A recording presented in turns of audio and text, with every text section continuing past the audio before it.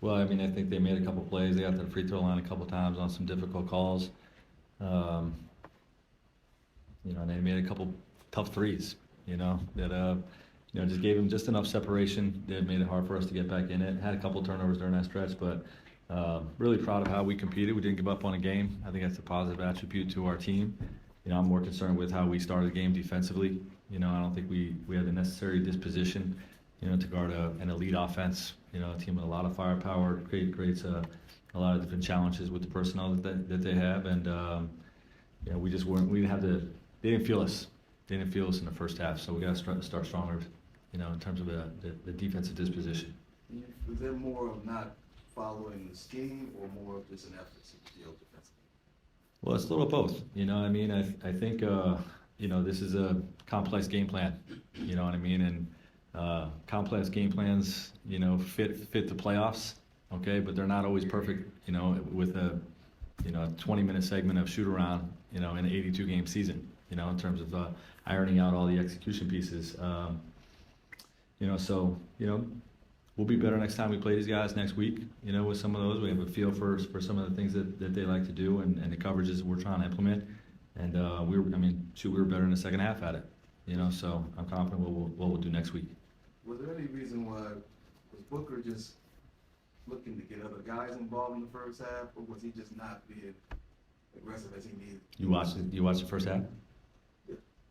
You think he was getting double teamed every time he touched it? He was, but that's why I'm asking. Could he have gotten off the ball and been able to get shots that way? I mean, they got two guys trapping him literally every time he came off anything. So he's making the right play. What was going on out there with all the technical? They give technicals to guys that complain. And they cross the line and give techs. So what changed differently in the second half for him? Yeah, I think it wasn't so much for him. It's just I think we spaced better around the double teams. We made some spacing adjustments at halftime, and we mixed up some of the action. So we're getting him in different type of action. There wasn't always the same double team that he was facing in the first half, but I thought we did both of those areas better in the second half. Coach, when you look at just Bull, his contribution, particularly in the second half. Yeah, really happy for him and proud of him. He's doing the things we've been coaching him on in practice. To play a more disciplined brand of basketball with shot selection and turnovers, and just playing within himself. And then working on the angles that we're trying to work with him on defensively, and he's contributed big time in the last two games. How much is their size on the perimeter defensively a problem? Because guys are trying to get to the rim, and you got guys. Yeah, it's a challenge, but if you attack it the right way, you saw what we did in the second half. We had 71 points in the second half. That's going to win for you most nights. You just can't hold the ball, and try to play too much ISO against some of their elite perimeter defenders. If you keep them moving, you got a chance. It seems like you guys have been making an effort to run more off misses the past week or two. Is that an adjustment, or is that Been a point of emphasis all year? We're just doing it a little bit more right now, and I think we all recognize the value of we can score in the half court with the best of them, but if we get out more in transition, that's better than any play that I can call. Advance, attack the paint, and see the second side. So we're encouraging on makes, misses, and turnovers. Right, it's a scorer's league, obviously, but you guys have had trouble flowing the scoring stars of the other team. Just Paul George got some good looks to start tonight. How much is that kind of setting you guys back each night?